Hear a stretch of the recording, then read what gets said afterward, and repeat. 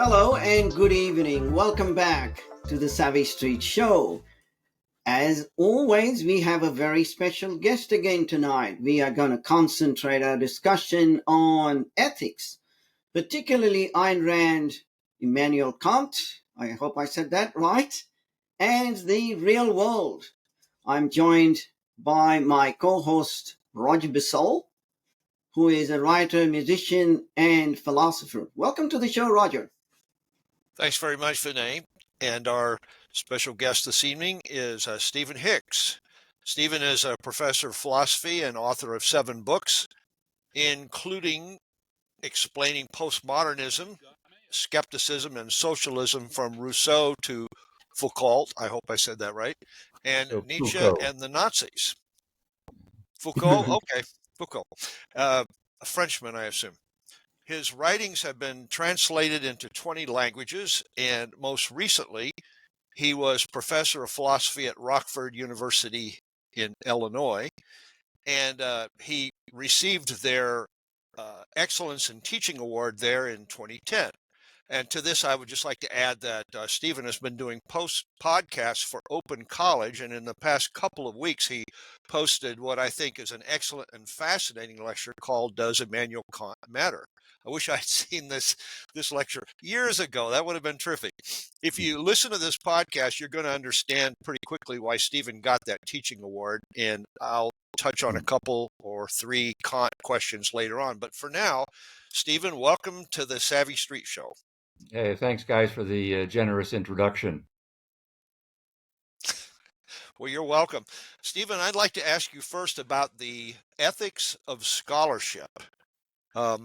Many of Ayn Rand's fans, some of whom have really not read any philosophy other than hers, think that her thinking is profoundly original, and as she said, she only owed an intellectual debt to Aristotle. But it seems that she actually drew from quite a few other thinkers and was not always willing to acknowledge her sources. For instance, her dictum, each human being is an end in himself, comes at least from Immanuel Kant, if not earlier thinkers, but Rand does not credit him or anybody actually for that thought. Her political philosophy can be found not only in the founding fathers, and she's happy to acknowledge them, but also their original source, John Locke. She doesn't even mention him. And in her philosophy of literature, she says that she is quoting Aristotle's view of fiction, but she actually gets the wording almost verbatim from Albert J. Nock, who wrote a book called Memoirs of a Superfluous Man back in the 1940s. And he admitted this was a very loose interpretation and not at all a translation, but she doesn't mention Nock as the source for this. So the question is this being fair to Rand? And if not, maybe you could explain how these aren't really scholarly lapses, or if you think they are, then why do you think that she didn't adequately credit her predecessors like John Locke or Albert Nock or Immanuel Kant, or Isabel Patterson for that matter, for the insights that she got from them? How big of a factor do you think this is in her being regarded as more original than perhaps she was? Yeah. Well, that's an interesting range of questions. Yeah, the first thing I would say is that Rand is profoundly original on several things in philosophy, and that is a great accomplishment given the 2.5 millennia of profound philosophers coming up with profound things. Now, which of those things are original and which ones are not original? That's an interesting intellectual history question. And I think it should be part of ongoing scholarship by objectivists to say, here are, say, the 100, I'm just making up a number here, 100 significant things that go into objectivist philosophy.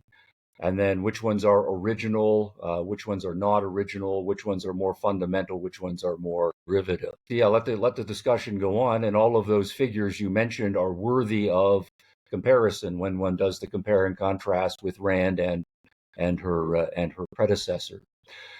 Along the way, you introduced the word scholar, and I've never thought of Ayn Rand as a scholar. I think of her as a philosopher and a novelist. And here we're focusing on Rand as a philosopher, but there are different modes of being a philosopher. One is to be a historian of philosophy, or to do your mode of philosophy by putting yourself in an earlier school and acknowledging that you are working within that school. In which case, and then the standards for what you credit are more rigorous. I've always thought of Rand as primarily functioning as a philosopher who's more in the public intellectual mode. I'm working out these ideas. I'm not publishing in scholarly academic journals, and here are the ideas, here are my arguments for them. And it is a follow-up question then, but I think a separate question about which of those ideas she should give credit to other people for or not. In many cases, when one's functioning as a public intellectual philosopher, one takes for granted that other people are intelligent readers and they will be making other sideways connections. I don't see it for much of the kind of philosophy that Rand is doing. That part of the exercise is to say, I'm using this idea, and here's the intellectual lineage of that idea. That's a bit of a digression. So when it's a imperative upon you to say that this idea I'm getting from someone else is, if you are making any sort of a claim of originality or significance, then if you know that idea came from someone else, then it is, of course, part of your scholarly ethics to do so. Let me get down to just kind of one detail. To take the Kant one, for example, I think here the formulation becomes very important, because Kant does not say that we need to treat every human being as an end in himself, or, if we're going to be more contemporary, or herself. That is something that Rand says. I think it is true that there are other philosophers prior to Rand who say things that are very close to that, but Immanuel Kant is not one of those. So what Kant says in his groundwork of the metaphysics of morals, where most people will have an introduction to Kant's ethics, is that one has a moral obligation to respect the humanity in oneself and in other people.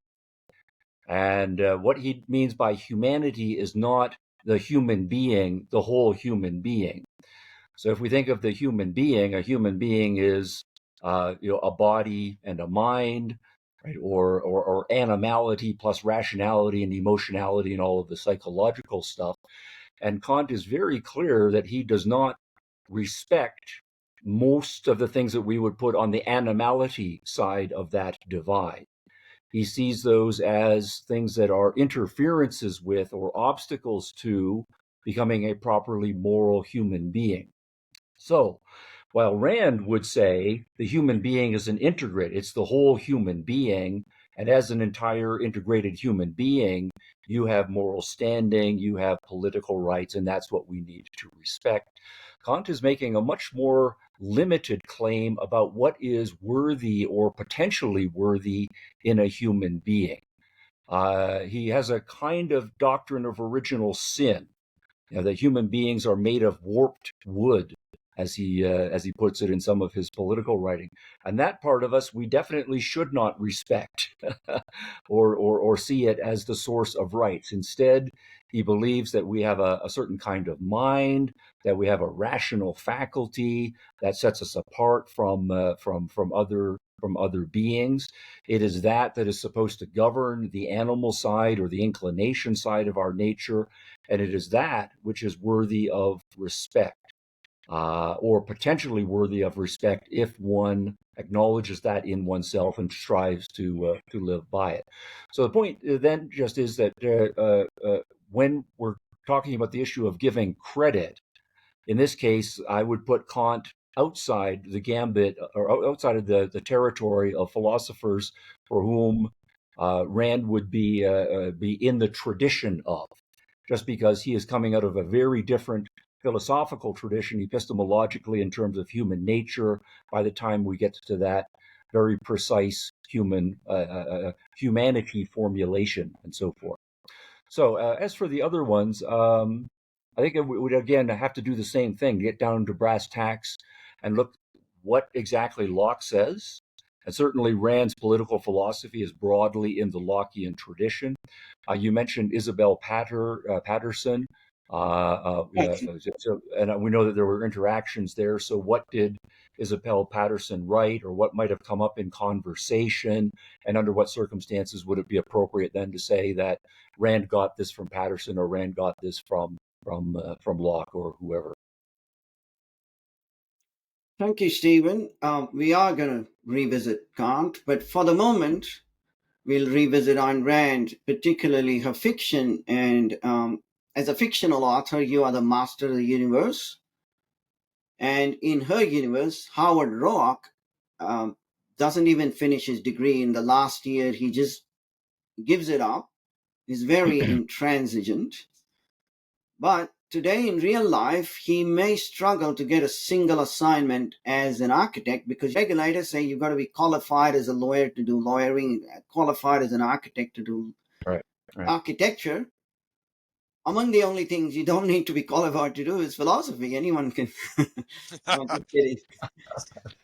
So what would you advise Roark? And I had another illustration which was in real life. I encountered one. A young wannabe economist as in his undergraduate, and I said the best thing for you is to be quiet till you get your tenure, and then speak up your mind if you're a free market economist. So, what would your advice be to Roark and to this other young man? Yeah. That's a good question. The way you started to frame that question was interesting, because there sometimes are divergences between literature and philosophy. So, in literature, one takes a theme or takes a factor and stylizes it in a certain way. And yeah, it's exactly right that Rand is trying to emphasize the theme of independence, intransigence, and so forth. That he knows he wants to become an architect, that he has his own vision for what it becomes to be an architect, that the professors are not to dictate or try to direct his artistic vision in any way. And so quite properly, he's pushing back on that. And then you then say, well, how would that work now in the real world? And there would be partly a historical question about whether all of the credentials were required in the 1920s that are now required in the 2020s. So that would be a practical judgment. But what I would say is, to someone who is considering architecture as a profession, part of what you have to do before you go off to college and declare yourself for an architecture major is be a savvy consumer and know what the college's requirements are that you are applying to, and know if there are professional bodies that may have a monopoly or guild status, as many of them do now, and make a judgment. If you are not willing to go down that road and jump through the hoops as required, if they offend your personal ethics, then what you have to say is, all right, I'm not going to become an architect in this situation. If it is a matter of you say, well, that is a matter of jumping through some hoops, and I can live with jumping through some hoops, and maybe I can find a way to learn some things while I am jumping through those hoops, then you go ahead and you go down that road. And I would say the same thing with respect to your young professor example. And I would here say the same sort of thing. Before you decide to go to graduate school in economics and get a PhD with an idea that I'm going to become a professor of economics, then again, you have to research your field, be a savvy consumer, research the graduate schools, and those that are highly doctrinaire, if the doctrine that they are pushing is alien to what you think is appropriate, or even if you don't yet have a worked out doctrine for yourself, but you know that one line is going to be pushed at that university, you don't go to that university. And if it turns out that every single university that's available to you does not fit you and you don't think you can get to, well, then you have to go into some other profession. I think the same thing would hold by the time you get your PhD and you're considering whether you are going to become a professor at this university or that university. You have to make the judgment call about whether you are willing to do so. Now, what I think you cannot do is stifle yourself during your years as a student, or stifle yourself during your years as a young professor, because you're afraid of punishment from your professors, or you're afraid of punishment from your colleagues. If you start stifling yourself when you are young, that becomes a habit. And that's just means you're never going to be that useful as a philosopher, as an economist, as an architect. You can't sabotage your own soul in order to fit in. So the way to do this is, it doesn't mean that you have to be a martyr right from the beginning, but you do your homework. You find amenable places that actually are open to different schools of architecture, different schools of economics, or whatever. You get plugged into the student grapevine as soon as you possibly can. You get plugged into the professor grapevine. You make contacts with professors, get mentors, start making contacts in the field so that people can write you objective letters of recommendation based on your actual qualifications, and can protect you from the various punitive ideologists who are out there. I don't think the Thank situation you.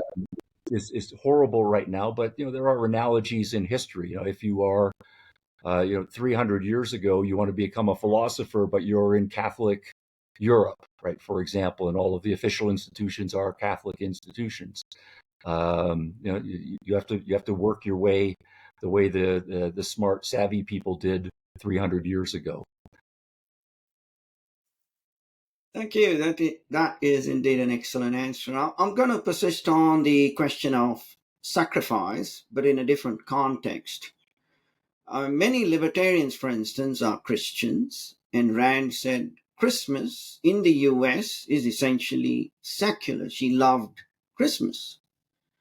And I'm not a scholar, but from what little I read, there was no obvious sacrificial altruism in Aquinas. And today we found some devout Christian conservatives like Rand Paul, Ted Cruz, Marco Rubio, Megyn Kelly, she's a Catholic. They're holding the fort against the censorship attacks on social media, and especially on the misguided attack on fossil fuels. Mm-hmm. So, do such Christians successfully reconcile their ethics and their politics in a way that retains both this altruism and individual rights? So, was Rand always wrong in attributing altruistic self sacrifice to Christianity? Mm. No, that's a great question. I think that it's going to break down into two sub things. One is going to be a philosophical question about whether Christianity, properly understood, is self-sacrificially altruistic, and whether there are any elements in Christianity that are reconcilable with objectivism.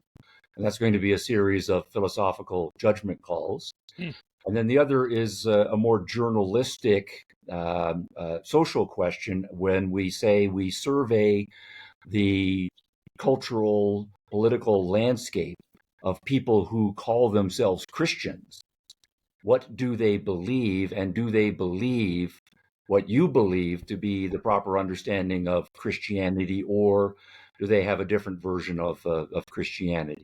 Now, my view is that philosophically, there's hardly any overlap between objectivism and Christianity in its original form. And then when we get down to what do we mean by Christianity in its original form, then by that I would mean what's in the Bible and what's in the earliest systematizers and commentaries on the Bible. So kind of everything up to and including Aquinas, say, in the 400s. Now that's a philosophical judgment. That's partly a historical judgment, and we could have lots of arguments about what all of that means. And there, I think, if you take Aquinas as a representative of the best philosophical Christian historically up to that era, and Ayn Rand, then that's opposite, pretty much all the way up and down. But then if we turn to the other question, if we then say, starting in the 21st century, and we look at lots of people like the ones you have named, who think of themselves as good Christians, and they are intelligent people, what does being a Christian mean to them? And for some of them, I think it is the case that some sort of selflessness, some sort of altruism, some sort of sacrifice, as objectivism defines those terms, is indeed part of what Christianity means for them. But equally so, there are plenty of people who call themselves Christians, and when they talk about being selfless and being altruistic and so forth, their understanding of Christianity is not at all incompatible with some sort of objectivist ethic from their perspective as well. So, for example, they would say, that being selfless just means that sometimes you're going to be you're going to go second in line at the Christmas buffet dinner table. It doesn't mean that you are always going to be first, right? I'm hungry, you're hungry, but I'm going to let you go first. So my hunger is a little less important in this form. That's a kind of selflessness, right? Or I'm sacrificing the chance to eat 2 minutes earlier than I otherwise would. So it's selfless, it's sacrifice, right, and so on. And that's kind of a trivial example, but many of them will say, my ethic, even in a bigger picture, involves believing in God, but I don't believe in the Augustinian God who's really angry and is trying to punish us for our sins, and it's all about sin and self-loathing and guilt and so forth. Instead, my conception of God is a much more benevolent conception of God. God created the world, He made it beautiful. He made human beings. He gave us bodies. So he wants us to enjoy the world and enjoy sex and so forth. So in that sense, Christianity is already splitting into two very different religions. And yes, God has given us a set of commandments, and sometimes they're a little bit strict. Sometimes there's some wiggle room there. But the reason you're following the commandments is you want to be a good person. And you understand that if you don't have any sort of a moral rule guiding yourself and other people, it means we're just going to be having to fight things out. So it's important to have principles so that we can all get along and respect each other. And if I'm a good person, I'm going to have to sacrifice and be selfless along the way. But in effect, I'm building up my resume so that when I die, God's going to go over my resume, see that I was a good guy, and I'm going to get into heaven. And so that ultimately is an egoistic framework, right? So then I have to endure some costs in the short term in order to get the big payoff in the afterworld. So it's not a deep altruism. So it's a much more benevolent, more egoist friendly kind of Christianity. Now, whether you think that is true Christianity, whether all of that can be worked out, whether you can come up with good arguments for that philosophically, that's another issue.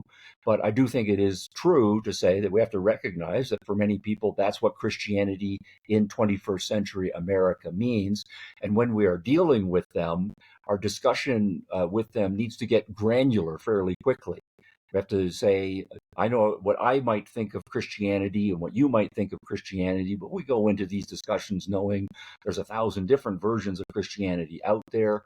What's yours? Spend some time defining the terms as good discussions would go, figure out what that person means, map their terminology onto your terminology, and then deal with them on that individual basis. So in that case, you would find a certain amount of overlap, and sometimes more overlap than you would expect. So you can have more friendships and more kinds of alliances than you might think if you just think, no, my understanding of Christianity is, say, just Augustinian Christianity, and all of the rest is bad faith Christianity, or really smuggling in Augustinianism. So I'm going to be hostile to them and dismiss them. That's not a way to be fair to the individuals, much less build a healthy society. Very good. The overlap idea that you just mentioned, and building a connection to understand other people, I think is very important. I wanted to ask a question that relates to that, about ethics, about Kant's ethics, and about Ayn Rand's ethics. And there's an interesting parallel that has to do with the issue, I guess you could call it emergency situations or helping others in need, etc. Um, the stereotype view, and maybe this is the bedrock of Kant's position, is that we should always do our duty. We should do what is right, and that would include not only what's right for yourself, but also what's right for others, like seeing to the needs of others. And that's it. You're just do what you're supposed to do, and don't do what you would like to do.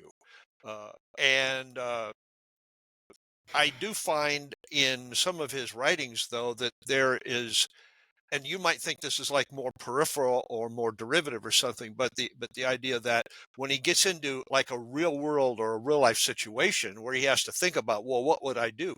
Then he starts talking about, and I can quote from him. He said, this is 1797 Introduction to the Metaphysical Elements of Ethics.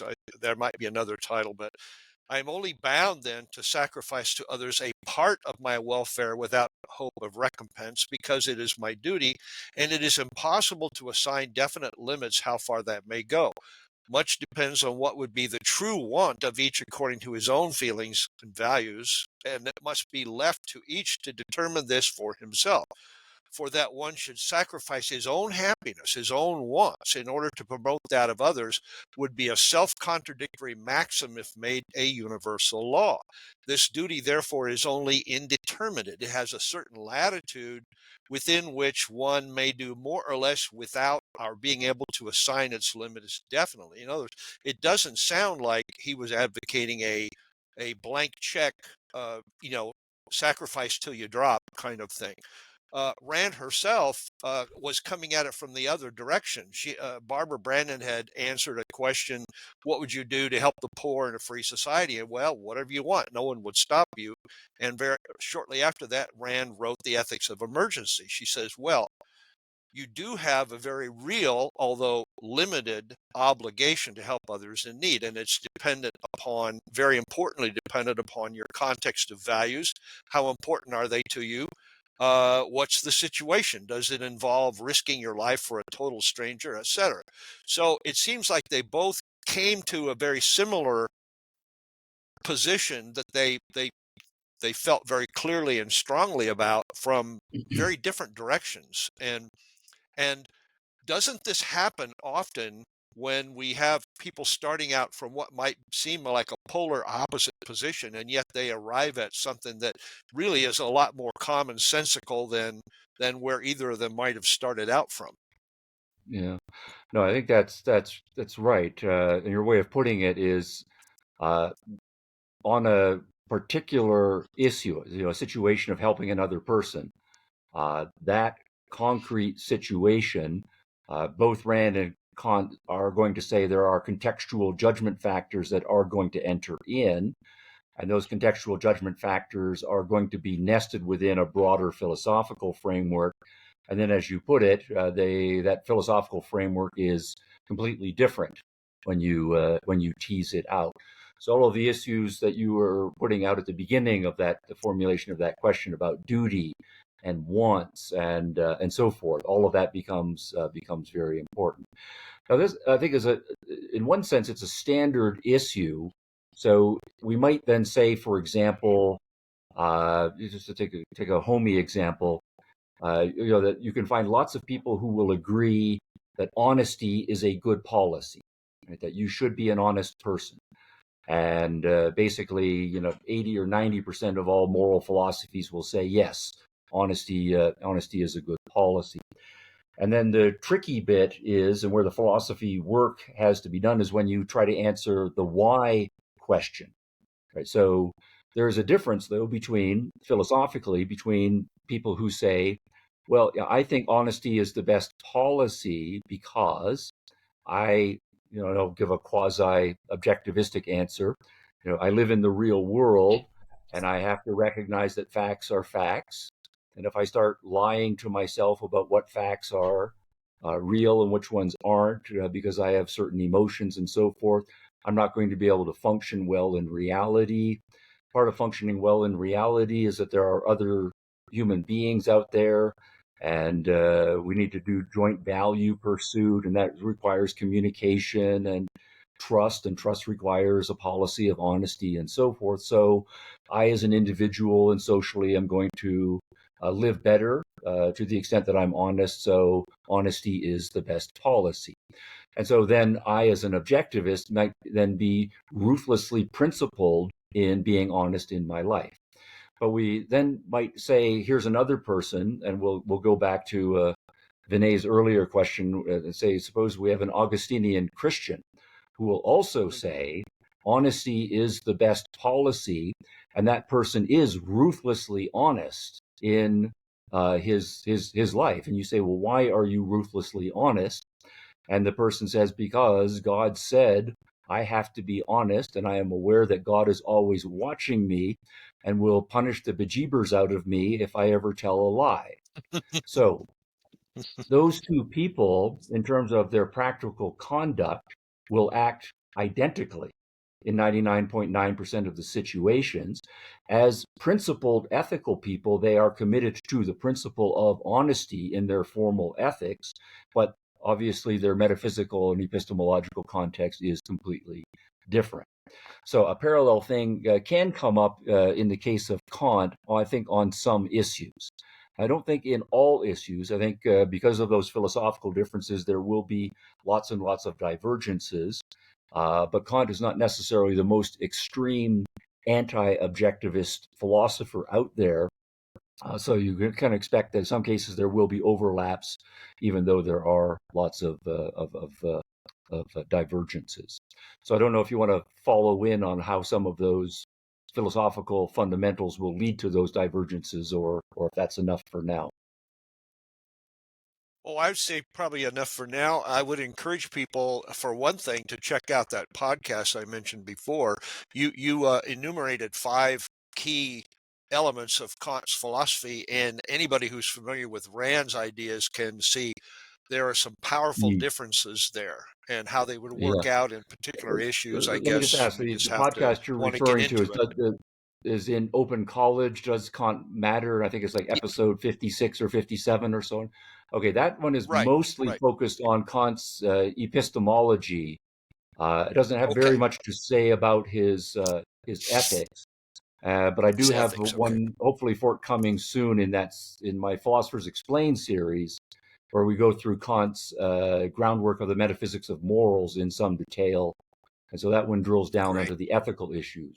But ultimately, of course, then the epistemology and the ethics in Kant has to be integrated. So that would be even further. Sure. But thanks for the plug, by the way. Oh, yeah. No problem. You deserve it.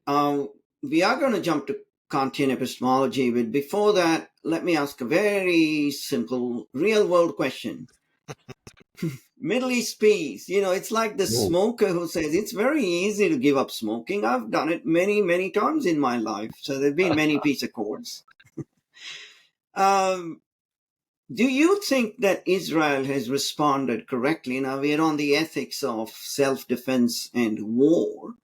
Has yeah. Israel responded correctly to the most recent Hamas and Hezbollah attacks? And what would be your speculative take, if Ayn Rand was the advisor to Netanyahu today? What would she tell him to do? And if Murray Rothbard was the advisor, what would he tell him to do? Yeah. Well, I'll answer the first part of the question. I'm not going to try to channel Rand or Rothbard right on that particular set of Okay, issues. Let me that's fine. also, because I think philosophers should speak for themselves. Although it's fine to say, I've learned a huge amount from Rand. I am an objectivist, and so I can make those guesses, but I don't want to try to put words That's in fine. her mouth. The other That's fine. thing is that I'm not a foreign policy expert. I'd say I'm a pretty smart guy who keeps up on news affairs, and I have my philosophical perspective, but don't treat my word as philosophical foreign policy expert guru. So on this, what I would say, though, is the right way to think about Israel versus the various Islamist terrorist groups that are out there is that you look at the two in terms of their general principles, what they are committed to explicitly, and by their actions that they have engaged in. So I think between these two, it's very easy to say that Israel is a basically decent nation. It's committed to human rights, and just a generic understanding of human rights. We respect individuals. We have democratic procedures. All of our citizens are able to participate. We take education seriously. We take property rights seriously. We allow people to practice their religion in their own way or not practice religion in their own way. We try as much as possible when we have conflicts internationally to work through diplomatic channels and so forth. And so that is the mark of, at least in principle, a decent, civilized nation. By contrast, it's very clear to me that the various terrorist groups are, on just everything that I said, the exact opposite of that. They don't care about individual lives. They don't actually care about life on earth. Most of them explicitly say that martyrdom for the cause is their highest moral value, and they are willing to use all of the people under their control, aside from themselves, women, children, everyone else, as a means toward the end of the cause. But they are not at all interested in live and let live with respect to religious matters, with respect to political matters. We're not interested in diplomatic channels except as a way of manipulating gullible people and manipulating the international community as just one more tool in the battle. So they are a deeply uncivilized, deeply immoral set of groups. And that, I think, should be pretty transparent and obvious. Now, the next thing that you then have to do is then to say, those are the principles. How consistently do the two sides act in accordance with their principles? And there I want to say, Israel is going to be making 1,000 different decisions a day. And that's going to be hundreds of thousands of decisions over the course of decades. And do they get every single one correctly? Obviously not. But there's a huge difference between those who are trying to live according to their principles and make mistakes once in a while versus those who are trying to live according to their principles and do so consistently, but they are the wrong principles. Thank you. All right, I would like to turn now to epistemology, and we'll instead of comparing Rand to Kant, I'd like to ask your thoughts about John Locke in relation to Kant. I read a book a few years ago by Hilary Kornblith on inductive reasoning, and he talked about Locke's view of essences. And the example I remember is gold, and gold has certain attributes that most people take it. Well, yeah, that's how I think of gold. That's how it's like it's hard, it's malleable, it has a certain color, etc. And that's what we grasp about it through observation. And on the other hand, there's its inner nature, which we don't really observe, but we kind of infer it. And atomic theory started out that way. They had the idea that there were these tiny particles, but nobody could see them. They just figure that they have to be there to make experiments come out right and so on. So that's those were the real essences, what was down there that you couldn't observe. And so science has been a gradual march of pushing this boundary of what we know and what we don't know, and the unknown tends to gradually that boundary seems to move so that what was previously unknown now is something that we know. And Kant, before he went off the rails and went into technical philosophy, he was a fairly accomplished physicist, an empirical and theoretical physicist.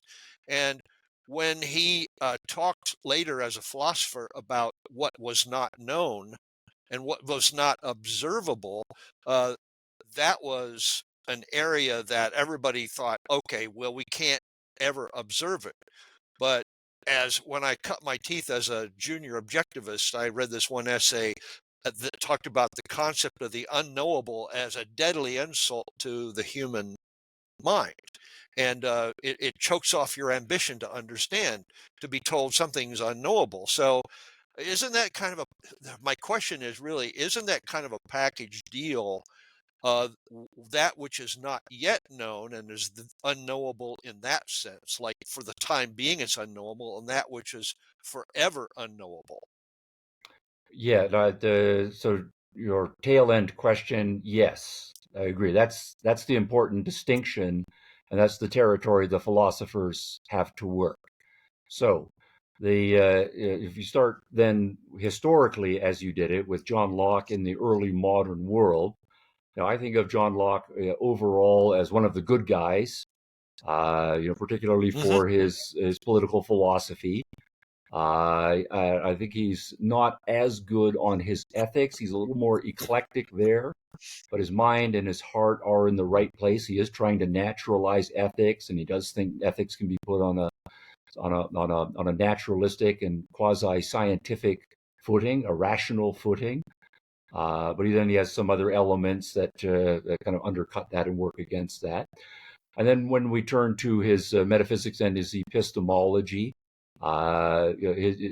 he was a real world naturalist first, but he did think that we could do natural theology and prove our way to the necessary existence of a God, but within the bounds, actually, that's a Kantian formulation, within the confines, then I'll say, of using reason. So that Christianity or religion more generally is a reasonable position to adopt. It's not a matter of faith. And then to then use all of that to bracket the epistemological issues that your question's asking us to turn to. Overall, John Locke, I think, is a good guy in his epistemology. He is an empiricist. We need to start. We don't have innate ideas. We need to learn everything from experience. We have to be careful to try to trace all of our ideas back to our experiences. We need to be willing to change our minds when the evidence changes. We need to be sensitive to degrees of evidence, and so use the language of possibility and probability, and be somewhat hesitant before we claim certainty, and so on. And so he's working out all of the epistemology that's going to underscore the scientific method. But then, as you're pointing out, a big part of that is this issue of concepts. And when we are talking about starting with empirical data, where we sense the world or we perceive the world, and we have particular, how do we then give an account of where our more abstract formulations come from? So I'm looking at my own image, I'm looking at you, and I'm looking at Vinay. And if we look at all of the particular dimensions of us, we are different, different voices and skin tones and sizes and shapes and so forth. Nonetheless, we are all human beings. And we want to say that concept of human being comes from our empirical observations and so forth. But what is this abstract thing that we call human being? This idea that we now have in our mind, and how does it come from the human being?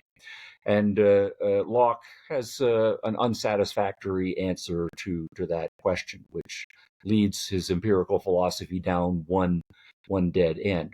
And then closely related to that is the issue that you are related, where even if we stay sort of at the perceptual level, Locke has this idea that, say, if I look at you, or you look at me, I am aware of a certain number of features, and those are qualities of you, but they're not necessarily the qualities that underlie you and make you you, so that you have some sort of inner or structure that makes you a human, and Vinay has that same inner structure that makes him human, and so do I, but I'm not able to observe that. So I know it has to be there, but I can't do that. So he says there's a distinction between, there are particular qualities that you have, these primary qualities that I'm not able to observe, and secondary qualities that I am able to observe. And he does say that in principle, those primary qualities, we're not ever going to be able to observe those.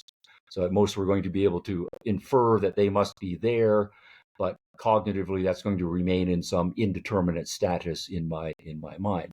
And that, of course, is something that the subsequent generations of philosophers went to work on, and that led to another dead end, and that then 3 generations later is what sets the stage for Kant and his innovations. So yes, this issue of the relationship between the particular and the abstract, and the issue between primary qualities and secondary qualities, and Locke's wanting to say that the primary are in principle unknowable. Those are 2 weaknesses that get exploited by later philosophy and so on. But you have to put all of that in the context of Locke's overall epistemology. So the difference, I would say, but we still have to come back to the other distinction you introduced, though, is to say that Locke is still early stages in modern epistemology, and just like anything else that goes on in philosophy and psychology and science, we would expect that the earliest theorists are not going to get everything right. So the question is, once we realize that there's a mistake and we've teased out that mistake, there's a difference between those who go back and say we have to figure out what led us to cause that mistake in the first place so that we can come up with a better theory of knowledge, versus those who say, oh, this theory led to a mistake, therefore knowledge is not possible anymore. I'm not even going to try to improve the theory. I'm going to give up and become a skeptic of some sort. And I think that's the road that Kant and some of the other skeptics go down. So to come then to the other distinction that you introduced, I think it's the right way to formulate it then is to say we'd have to reformulate Lockean epistemology, or maybe just not call it Lockean epistemology anymore. Say we have a new kind of empiricism, right, where we don't invoke the primary secondary distinction or the distinction between particulars and abstract essences, that we have a theory of concept formation and we have a more robust theory of perception. We haven't talked about Locke's representationalism yet in perception. That's another issue that opens cans of worms that are problematic. So we have a new and improved, broadly empiricist philosophy that avoids the Kantian trap. And I think the right formulation, it's right to say that we observe what we observe and we know what we know, but we have to recognize that there are lots of things that we don't know yet, and that there is nothing in principle that we cannot know. It's just that we haven't gotten there yet. And that's the divide between those who want to say there are certain sorts of things that we can say are off limits to knowledge on principle. So that's the philosophical gold nugget that needs to be won. Okay. So the distinction, just to echo Roger's words, between those who say we know what we know, and we also know that there are lots of things we don't know, but we have the tools to be able to eventually get to those things. There's nothing in principle that we cannot come to know, versus those who want to say there's a principled and fundamental distinction between things we can know and things that are unknowable. So that's the foundation, or the metaphorical gold nugget that needs to be claimed by foundational philosophy. Good. I was hoping he would say that. This is very helpful, and I really appreciate your thoughts. I thought I should ask if you take Venmo, Venmo. PayPal, Oh, that's something like the that. cash payment Oh, thing. yeah, Yes, yes, yes. Yeah, I'm thanking you. I'm Thanks, man. thanking you. Yes. Being a musician, I'm really interested in aesthetics, and what Rand wrote about in the Romantic Manifesto was very interesting and helpful. Some other philosophers I read on music and art and so on were not as helpful. I've heard some philosophers say that Immanuel Kant's views on aesthetics are disastrous, just as bad as his other philosophical views. But there is at least one passage in his third critique where he says something that sounds a lot like Rand's definition of art.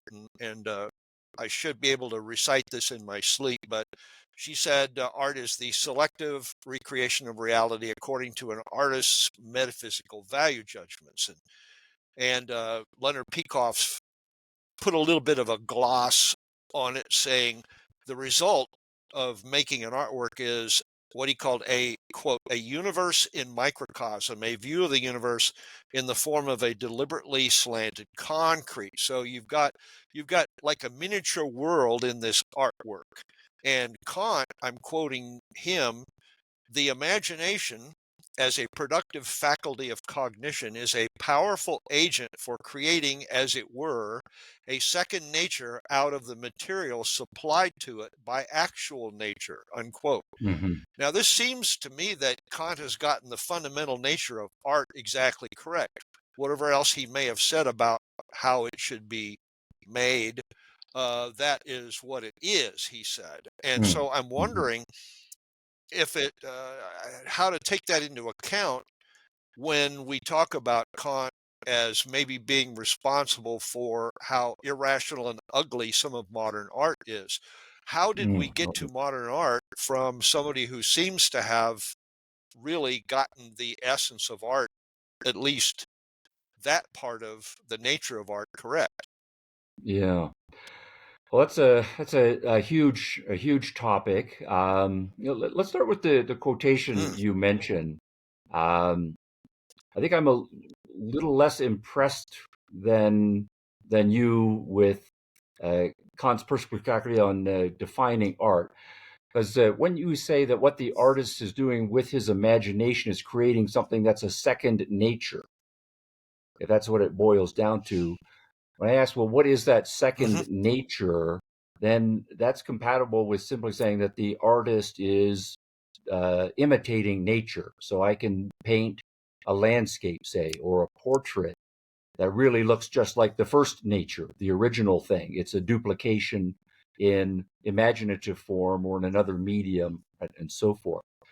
And so the long history of theories of art that say art is essentially imitation, or what are sometimes called hmm just hmm straightforward photorealist as the ideal, right? Or what Rand hmm calls hmm naturalism as the proper theory of art. If that is what Kant is saying, then I think it's quite distinct from what Rand is saying, because she is then saying that the art does start from taking in nature in some sense. But notice what she's doing. She's saying it's not just according to imagination something happens, it's according to value judgments.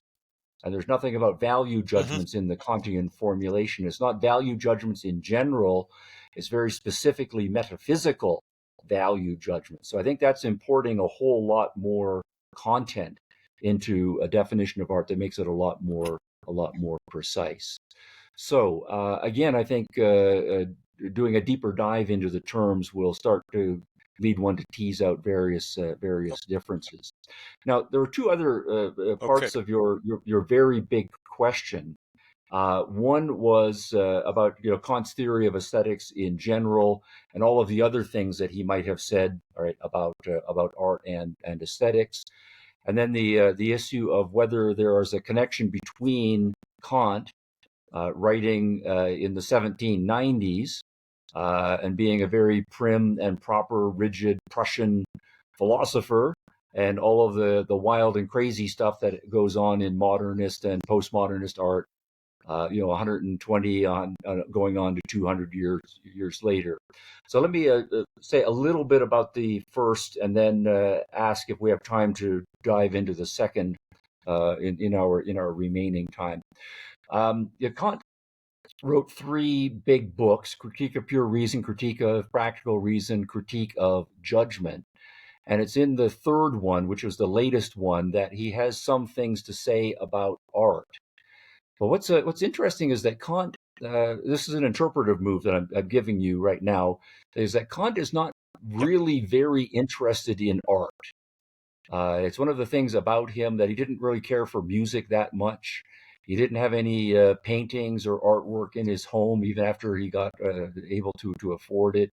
Apparently, didn't read fiction right very much, right, and so forth. So, art, at least in terms of his personal life, did not have much of an impact. And while in Critique of Judgment, he does use examples of art, it's more that he is using artistic examples to illustrate more general points about human psychology.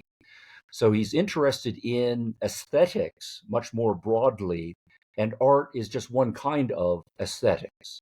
So, for example, Mhm. we might say, to take another a kind of example, so you suppose it's a dark and stormy night, right? Already evoking the language, and you decide, I'm going to go out into this dark and stormy night and experience the elements. And suppose you live near the ocean, and there's a cliff overlooking the ocean, and you go stand at the edge of the cliff overlooking the ocean on this dark and stormy night, and all of the elements are just raging around you, and you work yourself up into a certain psychological and emotional state, right?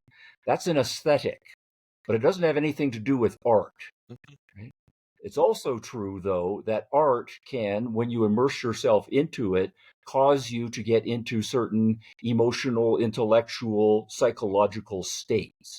So there is this stuff that's going on psychologically in a more general sense. Sometimes nature evokes it. Sometimes our interactions with other people evokes it. And sometimes people or artistic things can evoke it.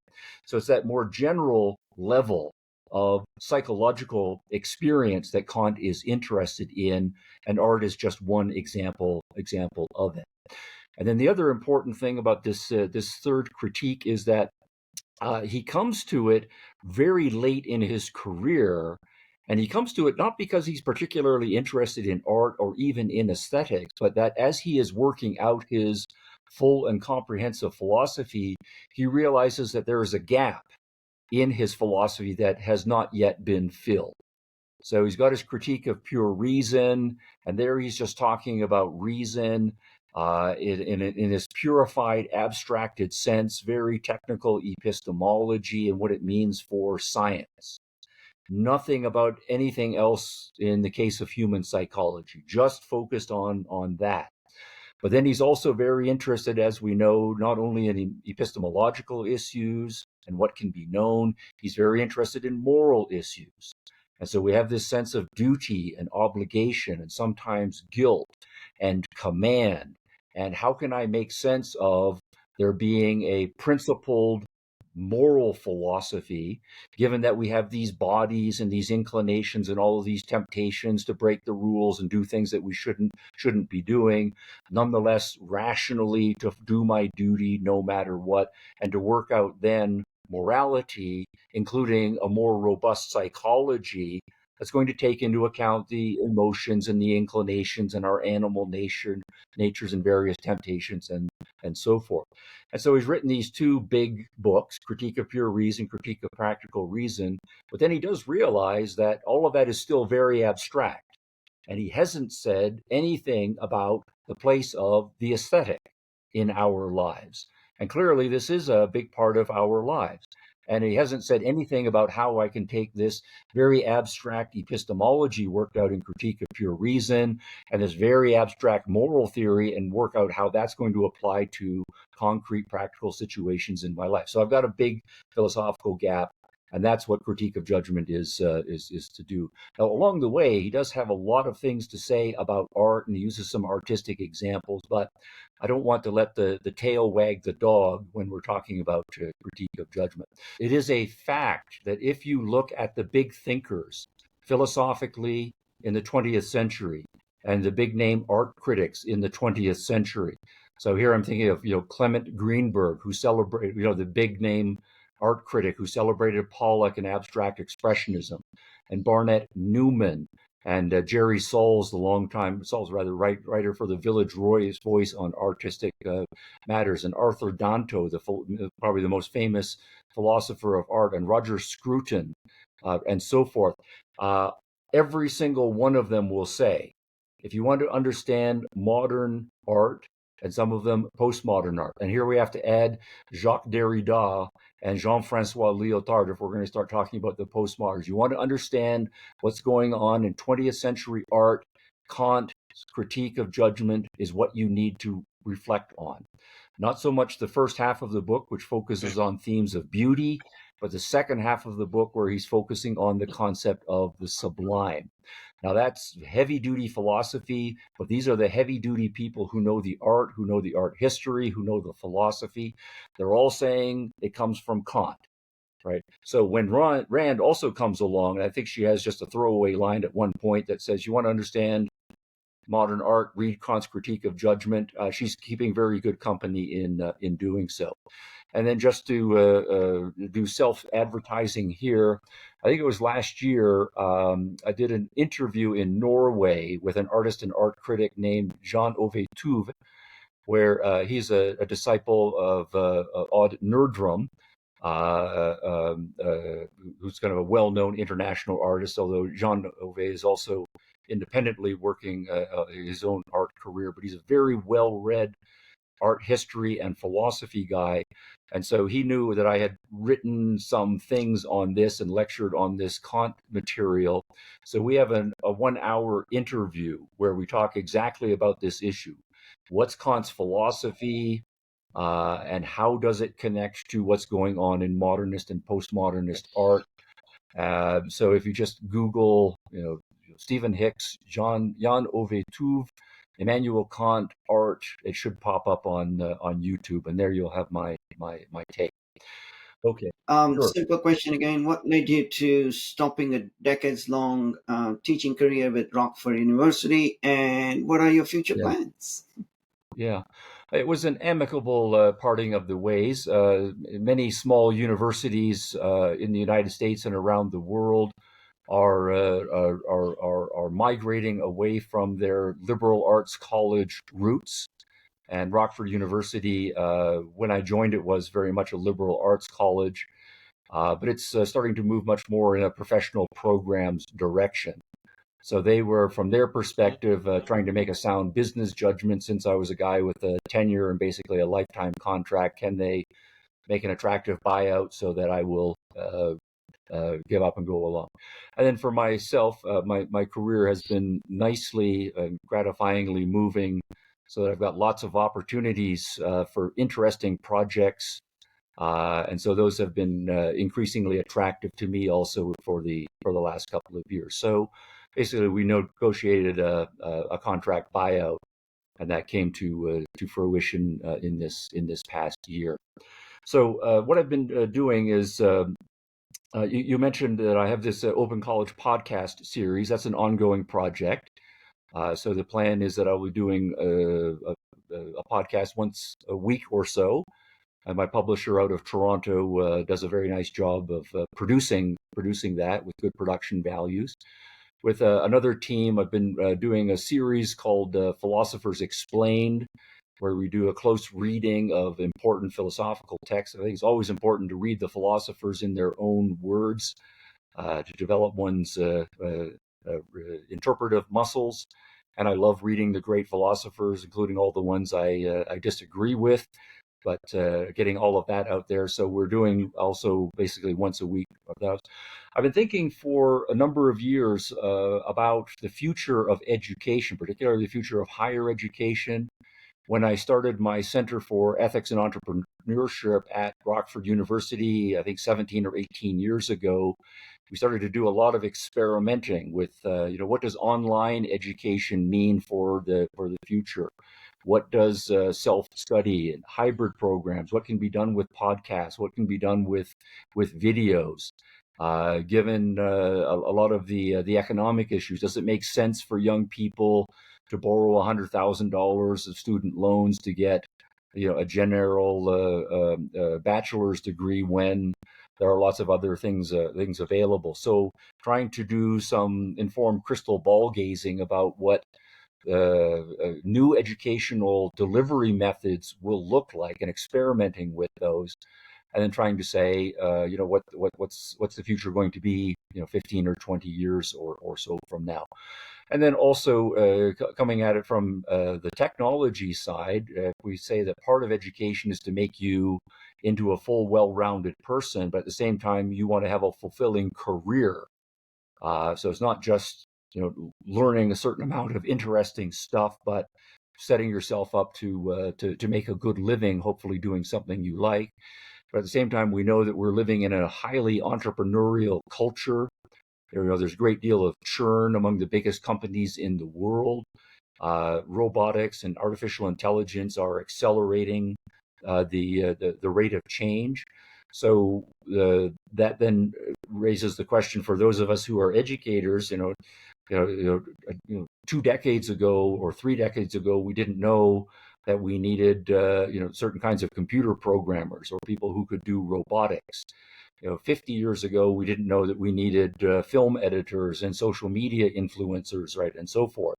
So how do we anticipate now with young people who are just starting out in their education, what kind of companies they're going to be working for? A lot of those companies don't exist yet. They're going to be doing brand new things, and the jobs and functions and skill sets and mental sets don't necessarily exist yet. So how do we figure out what education? So with that in mind, I've been also for the last 3 years working with 3 startups in the higher education space, and they're all doing or working toward very different models. So 2 of them I've been on the advisory board. One is a new university being founded in England, in Britain, and their focus is on entrepreneurship and innovation. So their argument is that to be successful in the next world, you might need to be an entrepreneur, or even if you're not a classic entrepreneur, at least you're going to be needing to be entrepreneurial, whatever that psychological set and skill set means. And so they're putting that front and center in developing their pedagogy and the new institution.